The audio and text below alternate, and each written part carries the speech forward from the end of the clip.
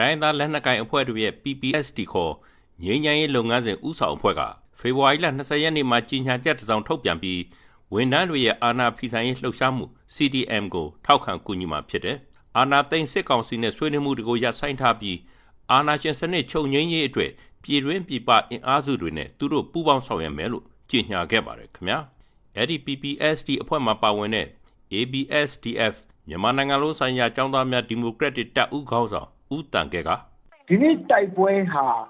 ပြည်သူလူထုရဲ့ဆရာနာရှင်စန့်ကျင်တိုက်ပွဲဖြစ်ပါတယ်။မြည်သည့်နိုင်ငံရေးပါတီမြည်သည့်လက်နက်ကိုင်တော်လှန်ရေးအဖွဲ့အစည်းကမှဥဆောင်လှုပ်ရှားတဲ့တိုက်ပွဲတစ်ခုမဟုတ်ပါဘူး။ကျွန်တော်တို့တွေကဝိုင်းရံတဲ့အစစ်ပဲရှိပါတယ်။ဒီတိုက်ပွဲအားမြင့်ဖို့အတွက်ကျွန်တော်တို့တွေကအဖက်ဘက်ကကြိုးပမ်းပေးရမယ့်အခြေအနေရှိပါတယ်။ဒီတိုင်းနဲ့မှာပဲကျွန်တော်တို့တွေကဒီဆရာနာရှင်စနစ်သက်ဆိုးရှင်မဲ့အတိမပြုမှုမျိုးကိုရှောင်ရှားနိုင်ဖို့လိုပါတယ်။ဒီအတွက်လည်းလက်ရှိစစ်ကောင်စီကခေါ်တဲ့ငြိမ်းချမ်းရေးဆွေးနွေးပွဲတွေအပြစ်ကရစရေးတွေဟာလူထုအတွက်အကျိုးရှိစရာမရှိတဲ့အတွက်ဒီငြိမ်းချမ်းရေးဆွေးနွေးပွဲတွေ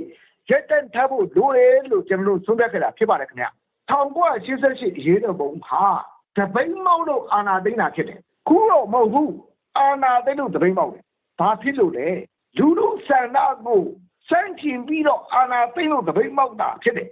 အခုလို PPST ကကြေညာခဲ့တာကိုရွေးကောက်ပွဲအနိုင်ရလွှတ်တော်ကိုယ်စားလှယ်တွေနဲ့ဖွဲ့စည်းထားတဲ့ပြည်ထောင်စုလွှတ်တော်ကိုစားပြုကော်မတီ CRPH ကလည်းချက်ချင်းဆိုသလိုကြေညာချက်တစ်စောင်ထုတ်ပြန်ကြိုဆိုခဲ့ပါတယ်။မြန်မာနိုင်ငံရေးလေးလာသူဦးတန်းစိုးနိုင်ကတော့ကရင်ပြည်နယ်မြောက်ရီမြို့မှာပြီးခဲ့တဲ့တနင်္ဂနွေနေ့ကဆန္ဒပြဖို့အနီးပတ်ဝန်းကျင်ကျေးရွာတွေကရောက်လာတဲ့ပြည်သူတွေကို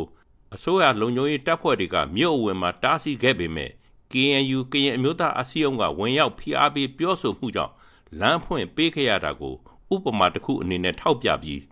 CRPH အနေနဲ့လက်ရှိ PPST အပြင်တရုတ်ပြည်နဲ့နှိစပ်တဲ့နိုင်ငံတောင်ပိုင်းက FENCC ခေါ်တိုင်းသားလက်နက်ကိုင်အဖွဲ့တွေရဲ့အင်အားကိုပါရယူနိုင်မယ်ဆိုရင်အများကြီးအကျိုးရှိနိုင်တယ်လို့ပြောပါတယ်။ဒါအလွန်ကောင်းတဲ့နမူနာပါ။တကယ်လို့မြောက်ပိုင်း FENCC အဖွဲ့ဟာလည်းပဲ NCA လက်မှတ်ထိုးထားတဲ့ PPST ခေါင်းဆောင်တွေရဲ့သဘောထားမျိုးသာရှိကြမယ်ဆိုလို့ရှိရင်လူထုမှာအားကိုးလောက်တဲ့လက်နက်ကိုင်အင်အားစုရှိနေလိမ့်မယ်လူထုကလက်နက်မကိုင်ပါဘူးဒါပေမဲ့လူထုကသူ့လှုပ်ရှားမှုတွေကိုအကာအကွယ်ပေးပြီးအင်အားစုခုတော့လိုတာပေါ့လေအာဏာသိမ်းစစ်ကောင်စီအနေနဲ့ကတော့လူထုကထိတ်တဲ့ဖြစ်မှုတွေရှောင်နေတယ်ဆိုတာကိုသူကထိတ်မတွေ့အောင်တော့ပြဿနာတော့ရှာတော့မှာအဲ့လိုရင်ဆိုင်ရတဲ့အချိန်မှာ FPNCC